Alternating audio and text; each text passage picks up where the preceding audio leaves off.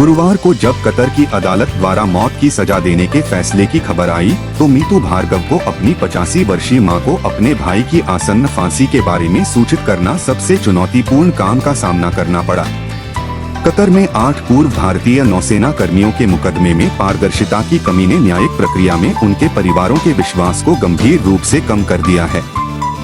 मौत की सजा पाए 8 व्यक्तियों में से एक कमांडर पूर्णेंदु तिवारी, सेवानिवृत्त की बहन मीतू भार्गव, जिनकी उम्र 54 वर्ष है, ने रविवार को दी इंडियन एक्सप्रेस से अपनी चिंता व्यक्त की।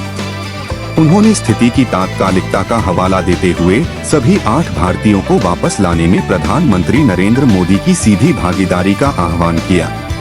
गुरुवार को कतरी अदालत के फैसले की खबर विशेष रूप से भार्गव के लिए परेशान करने वाली थी, क्योंकि उन्हें अपने भाई की मौत की सजा के बारे में अपनी बुजुर्ग हृदय रोगी मां को बताना था, जो एकमात्र जीवित माता पिता हैं। भार्गव ने कहा कि 8 लोगों के परिवार गुरुवार से नौसेना प्रमुख से मिल चुके हैं और जल्द ही विदेश मंत्री एस जयशंकर से मिलने की योजना बना रहे हैं। ग्वालियर में रहने वाले भार्गव उन 8 भारतीयों के पहले रिश्तेदार थे जो अपनी रिहाई के लिए भारत सरकार से सहायता मांगने के लिए पिछले साल अक्टूबर में आगे आए थे। 1 साल बाद उनका मानना है कि अब प्रधानमंत्री के लिए व्यक्तिगत रूप से हस्तक्षेप करना महत्वपूर्ण है। उन्होंने स्थिति की तात्कालिकता पर जोर दिया और प्रधानमंत्री से अपील करते हुए कहा, हमारे पास ज्यादा समय नहीं बचा है। हम अपने 8 दिग्गजों को वापस लाने के लिए अपने व्यक्तिगत हस्तक्षेप के लिए अपने माननीय प्रधानमंत्री से अनुरोध और विनती करते हैं।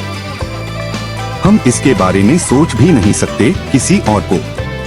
भार्गव ने यह भी बताया कि कतर एक मित्र देश है और उन्होंने सुझाव दिया कि वे व्यक्तियों को भारत जैसे किसी अन्य मित्र देश में वापस भेज सकते हैं। उसने जोर देकर कहा कि यह सिर्फ उसका भाई नहीं बल्कि सभी 8 पुरुष हैं जिनकी वापसी वे चाह रही हैं। उसने अपने भाई की बेगुनाही का बचाव करते हुए कहा, मेरा भाई एक वरिष्ठ नागरिक है। वह 63 साल का है।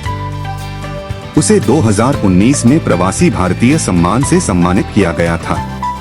वह इजराइल के लिए जासूसी क्यों करेगा?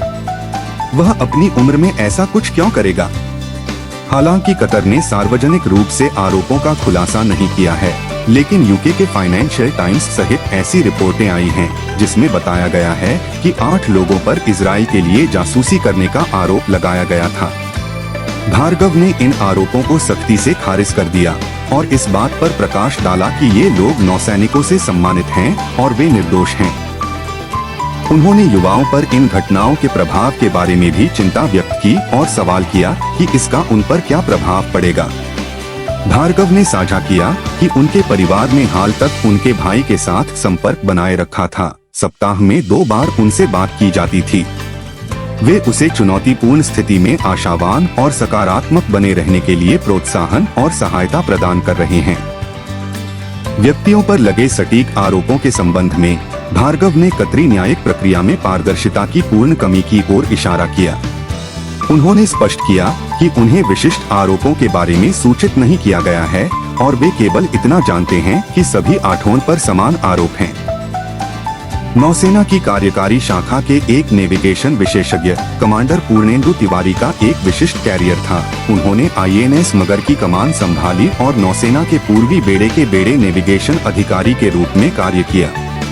अपनी सेवानिवृत्ति के बाद कतर जाने से पहले उन्होंने सिंगापुर के नौसैनिकों को प्रशिक्षित किया। वह प्रवासी भारतीय सम्मान पुरस्कार पाने वाले पहले सशस्त्र बल के अनुभवी भी थे।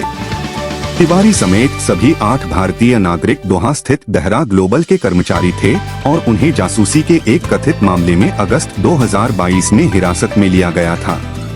कतरी अधिकारियों द्वारा उनके खिलाफ सटीक आरोपों का खुलासा नहीं किया गया है, लेकिन सूत्रों से संकेत मिलता है कि वे इतालवी छोटी स्टील्थ पनडुब्बियों U-2I-2 के प्रेरण की देखरेख के लिए दहरा ग्लोबल के साथ अपनी निजी क्षमता में काम कर रहे थे।